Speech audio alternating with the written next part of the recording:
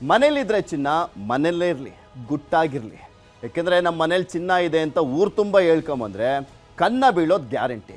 ಯಾಕೆ ಗೊತ್ತಾ? ಈ ಸ್ಟೋರಿ ನೋಡಿ ನಿಮಗೆ ಗೊತ್ತಾಗುತ್ತೆ.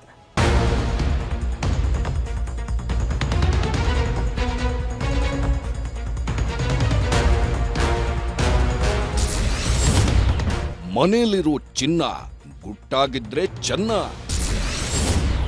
ಚಿನ್ನದ ಗುಟ್ಟು ರಟ್ಟಾದ್ರೆ ಕಳ್ಳರು ಹಾಕ್ತಾರೆ ಕನ್ನ.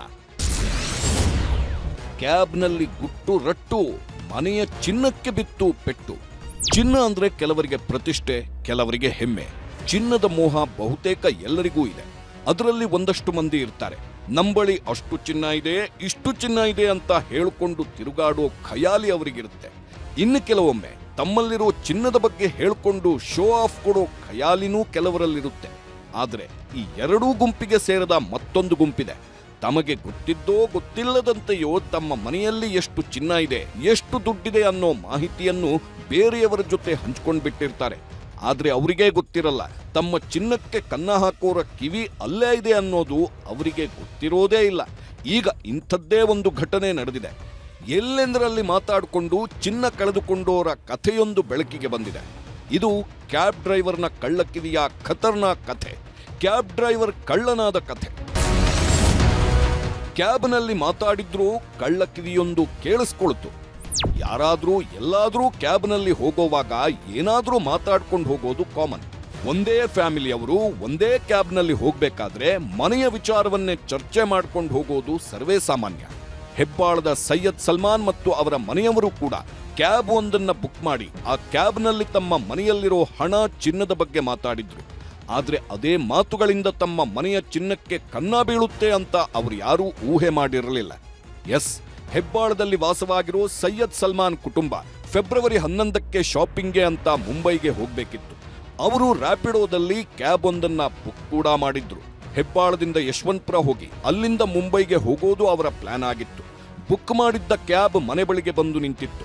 ಕ್ಯಾಬ್ ಹತ್ತಿದ್ದ ಸೈಯದ್ ಮತ್ತು ಸೈಯದ್ ಪತ್ನಿ ಮನೆಯಲ್ಲಿದ್ದ ಚಿನ್ನದ ಬಗ್ಗೆ ಚರ್ಚೆ ನಡೆಸಿದ್ದಾರೆ. ಕ್ಯಾಬ್ನಲ್ಲಿ ಮಾತಾಡ್ತಾ ಮುಂಬೈನಿಂದ 3 ದಿನ ಬರಲ್ಲ, ಮನೆಯಲ್ಲಿ ಚಿನ್ನ ಬೇರೆ ಇದೆ, ವಾರ್ಡ್ರೋಬ್ ಲಾಕ್ ಮಾಡಿದ್ದೀಯಾ ತಾನೇ ಅಂತ ಹೆಂಡತಿಗೆ ಸೈಯದ್ ಕೇಳ್ತಿದ್ದ. ಹೆಂಡತಿ ಕೂಡ ಹೌದು, ಎಲ್ಲಾ ರೂಮ್ ಲಾಕ್ ಮಾಡಿದ್ದೇನೆ ಅಂತ ಹೇಳ್ತಾ ಇದ್ಲು. ಅವರಿಬ್ಬರಿಗೂ ಗೊತ್ತಿರಲಿಲ್ಲ ಅಲ್ಲೊಂದು ಕಳ್ಳಕಿವಿ ಇದೆ ಅಂತ. ಕ್ಯಾಬ್ ಡ್ರೈವರ್ ಕೇಳಿಸ್ಕೊಂಡ, ಅಲ್ಲೇ ಎಲ್ಲಾ ಪ್ಲಾನ್ ಮಾಡಿದ. ಎಸ್, ಕ್ಯಾಬ್ ಡ್ರೈವರ್ ಹೆಸರು ಅಬ್ದುಲ್ ರೆಹಮಾನ್.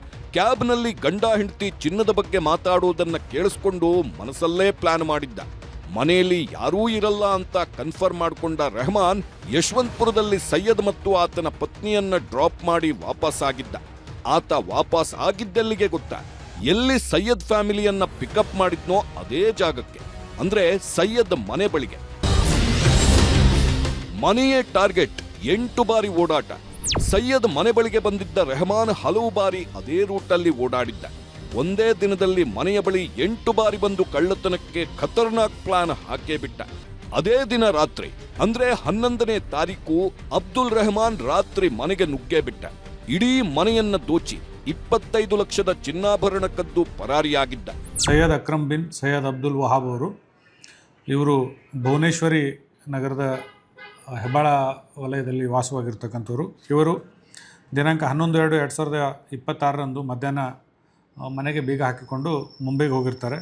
16/2/2026 ರಾತ್ರಿ ಬಂದು ನೋಡಿದಾಗ ಮನೆಯದು ಕಿಟಕಿ ಮುರಿದು ಮನೆಯೊಳಗೆ ಹೋಗಿ ಯಾರೋ ಅಪರಿಚಿತರು ಮನೆಯಲ್ಲಿರ್ತಕ್ಕಂಥ ಸುಮಾರು 180 ಗ್ರಾಮ್ ಆಗುವಷ್ಟು ಬಂಗಾರ ಮತ್ತು ಅಂದರೆ ಒಟ್ಟು ಅವುಗಳ ಅಂದಾಜು ಮೌಲ್ಯ ಸುಮಾರು 25 ಲಕ್ಷ ಇಷ್ಟು ವರ್ತದ ಬಂಗಾರದ ಚಿನ್ನಾಭರಣಗಳನ್ನು ಕಳ್ಳತನ ಮಾಡ್ಕೊಂಡು ಹೋಗಿರೋ ಬಗ್ಗೆ ದೂರು ನೀಡಿರ್ತಾರೆ. ಮನೆಯನ್ನ ದೋಚಿ ಆತ ಎಸ್ಕೇಪ್ ಆಗಿದ್ದ. 3 ದಿನಗಳ ಬಳಿಕ ದಂಪತಿ ವಾಪಸ್ ಆಗಿದ್ದು ಮನೆಯಲ್ಲಿ ನೋಡಿದಾಗ ಕಳ್ಳತನ ಬೆಳಕಿಗೆ ಬಂದಿದೆ. ಕೂಡಲೇ ಹೆಬ್ಬಾಳ ಠಾಣೆಗೆ ದೂರು ನೀಡಿದ್ದಾರೆ. ನಮ್ಮ ಮನೆಯಲ್ಲಿದ್ದ ಚಿನ್ನಕ್ಕೆ ಕನ್ನ ಬಿದ್ದಿದೆ, ದಯವಿಟ್ಟು ಹುಡುಕಿ ಕೊಡಿ ಅಂತ ಮನವಿ ಮಾಡಿಕೊಂಡಿದ್ದಾರೆ. ಕೂಡಲೇ ಪೊಲೀಸರು ತನಿಖೆ ಶುರು ಮಾಡಿಕೊಂಡಿದ್ದು ಬಳಿಕ ಸಿಸಿ ಕ್ಯಾಮೆರಾಗಳ ಪರಿಶೀಲನೆ ನಡೆಸಿದ್ದಾರೆ. ಈ ವೇಳೆ ಯಶವಂತಪುರಕ್ಕೆ ಡ್ರಾಪ್ ಮಾಡಿದ್ದ ಕಾರು ಮನೆ ಬಳಿ ಬಂದು ಹೋಗಿರೋದು ಪತ್ತೆಯಾಗಿತ್ತು. ಒಂದೇ ದಿನದಲ್ಲಿ ಮನೆಯ ಬಳಿ 8 ಬಾರಿ ಬಂದಿರೋದು ಗೊತ್ತಾಗಿದೆ. ಕಾರಿನ ನಂಬರ್ ಪ್ಲೇಟ್ ಆಧರಿಸಿ ಇದೀಗ ಆರೋಪಿ ಅಬ್ದುಲ್ ರೆಹಮಾನ್ ಎಂಬಾತನನ್ನ ಬಂಧನ ಮಾಡಲಾಗಿದೆ.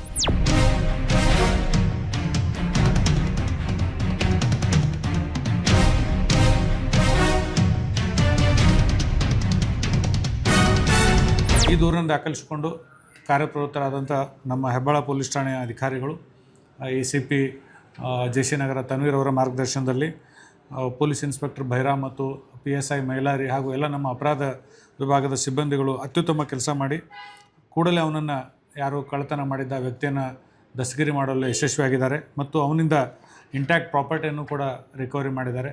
ಅವನ ಕರ್ತಕ್ಕೆ ಬೆಳೆಸಿದಂಥ ಅವನು ಏನೋ ಒಂದು ಕಾರ್ ಇತ್ತು, ಅದನ್ನು ಕೂಡ ಸೀಸ್ ಮಾಡಿದ್ದಾರೆ.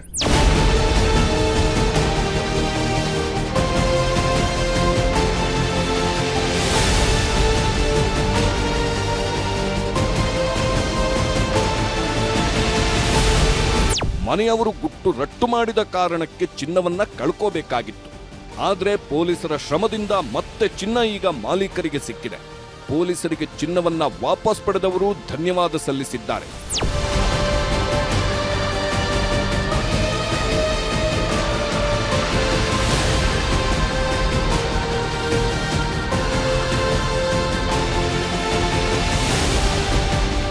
ಕ್ಯಾಬ್ ಬುಕ್ ಮಾಡೋರು ಇನ್ಮುಂದೆ ಸ್ವಲ್ಪ ಹುಷಾರಾಗಿರ್ಬೇಕು. ಯಾವುದೇ ಕಾರಣಕ್ಕೂ ನಿಮ್ಮ ವೈಯಕ್ತಿಕ ವಿಚಾರಗಳು ಕ್ಯಾಬ್ನಲ್ಲಿ ಮಾತಾಡಿಕೊಳ್ಳುವುದಕ್ಕೂ ಮುನ್ನ ಜಾಗೃತೆ ವಹಿಸಿ ಅಂತ ಎಚ್ಚರಿಕೆ ಕೊಟ್ಟಿದ್ದಾರೆ ಪೊಲೀಸರು. ತಾವು ಯಾವುದಾದ್ರೂ ಕ್ಯಾಬನ್ನು ಬುಕ್ ಮಾಡಿಕೊಂಡು ಎಲ್ಲೇ ಆದರೂ ಹೋಗುವಾಗ ತಮ್ಮ ಪ್ರಯಾಣದ ವಿಷಯ ಅಥವಾ ಎಲ್ಲಿಗೆ ಹೋಗುತ್ತಿದ್ದೀರಿ, ಯಾವಾಗ ವಾಪಸ್ ಬರ್ತಿದ್ದೀರಿ ಅನ್ನೋದ್ರ ಬಗ್ಗೆ ವಿವರವಾಗಿ ವಾಹನದಲ್ಲಿ ಸದರಿ ಕ್ಯಾಬ್ನಲ್ಲಿ ಕೂತ್ಕೊಂಡಾಗ ಚರ್ಚಿಸಬಾರ್ದು. ಈ ಪ್ರಕರಣದಲ್ಲಿ ಅದೇ ರೀತಿಯಾಗಿ ಕಳ್ಳತನ ಪ್ರಕರಣ ಆಗಿದೆ. ಆದ್ದರಿಂದ ತಾವು ಜಾಗರೂಕರಾಗಿರಬೇಕು. ಯಾವುದೇ ಕ್ಯಾಬ್ ಡ್ರೈವರಲ್ಲಿ ಮುಂದೆ ತಮ್ಮ ಪ್ರಯಾಣದ ವಿವರಗಳನ್ನು ಅಥವಾ ತಮ್ಮ ಏನು ಚಟುವಟಿಕೆಗೆ ಚಲನವಲನಗಳಿದೆ ಅದರ ಬಗ್ಗೆ ಹೆಚ್ಚಿನ ಮಾಹಿತಿ ಡಿಸ್ಕ್ಲೋಸ್ ಮಾಡದೇ ಇರೋದು ಒಳ್ಳೆಯದು ಅಂತೇಳಿ. ಆರೋಪಿಯನ್ನ ಬಂಧನ ಮಾಡಿದಾಗ ಈ ಹಿಂದೆಯೂ ಇದೇ ರೀತಿ ಕಳ್ಳತನ ಮಾಡಿರೋದು ಬೆಳಕಿಗೆ ಬಂದಿದೆ. ಜಾಮೀನಿನ ಮೇಲೆ ಹೊರಬಂದ ಆರೋಪಿ ಮತ್ತದೇ ಕೃತ್ಯ ಮಾಡಿದ್ದಾನೆ. ಸದ್ಯ ಆರೋಪಿಯಿಂದ 25 ಲಕ್ಷ ರೂಪಾಯಿ ಮೌಲ್ಯದ ಚಿನ್ನಾಭರಣ ಸೀಸ್ ಮಾಡಲಾಗಿದೆ. ಆರೋಪಿಯ ಜಾಮೀನು ಕೂಡ ರದ್ದತಿಗೆ ಹೆಬ್ಬಾಳ ಪೊಲೀಸರು ಮುಂದಾಗಿದ್ದು ಶೀಘ್ರದಲ್ಲೇ ಜಾಮೀನು ರದ್ದಾಗಲಿದೆ.